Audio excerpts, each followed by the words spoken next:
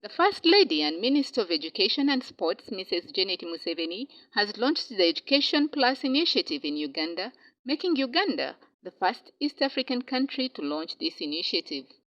The Education Plus initiative, which is a high-profile and high-level political advocacy drive to accelerate actions and investments for adolescent girls, was conceived by UNAIDS, UNESCO, UNFPA, UNICEF, and UN Women in 2019. It purposes to stimulate renewed commitment by countries in East and South African regions towards empowerment of adolescent girls, young women and boys to end HIV and AIDS, gender-based discrimination, and violence. The initiative was launched at Mengo Senior School under the theme Repositioning Education Plus within the HIV/AIDS response at the center of a resilient, sustainable, integrated, and person-centered approach to health and tackling gender inequalities in Uganda. She said that girls, as well as their communities and countries, reap multiple social and economic benefits from the girl child's completion of secondary school education. Unquote. A nation that builds its morals and values on commandments of the Lord and instills them in the next generation has hope for a bright future.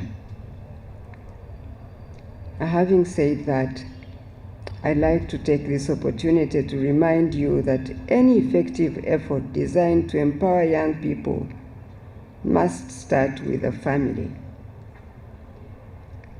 Positive parenting, that's what we must talk and discuss with our communities. Positive parenting.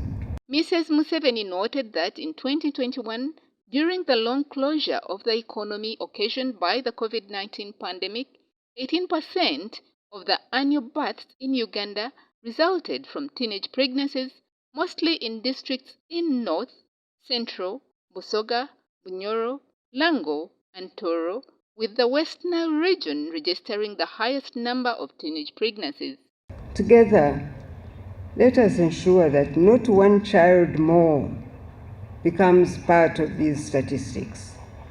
As the older generation, this is our God-given obligation, and we must take it on. The Education Plus initiative complements the ongoing high-level campaign against teenage pregnancy, codenamed Protect the Girl, Save the Nation, which is co-championed by the First Lady, the Vice President, and the Prime Minister. She informed the nation that after various consultations with key stakeholders, including the mothers and women leaders, Cabinet has guided on the management of teenage mothers in primary and secondary schools. Among the guidelines, the pregnant girls will stay out of school and first give birth. She is also required to go on a mandatory leave of 1 year after giving birth before readmission to school, which is in the interest of the teen mother and the baby. For candidate classes, that is P7, S4, and S6, it was decided as mandatory for pregnant girls in candidate classes to sit for their national examinations if they can. Anne Githuku Songwe, the UNAIDS Regional Director for Eastern and Southern Africa, hailed Uganda for her supportive policies, guidelines, and laws that promote access to education and health for adolescent girls and young women. The United Nations Resident Coordinator, Ms. Susan Ngogi Namondo, noted that educating the girl child is the only way of transforming Uganda.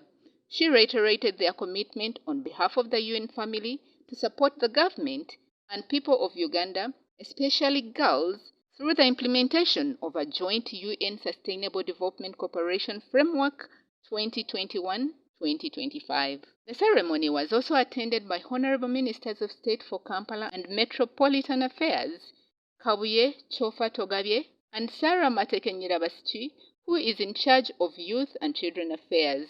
Others were head of UN agencies, ambassadors, and members of diplomatic corps, religious leaders, school administrators, students, representatives from various schools across the country and their teachers, among others, and visiting delegations from the Kingdom of Eswatini and Namibia. Prisla Namara reporting.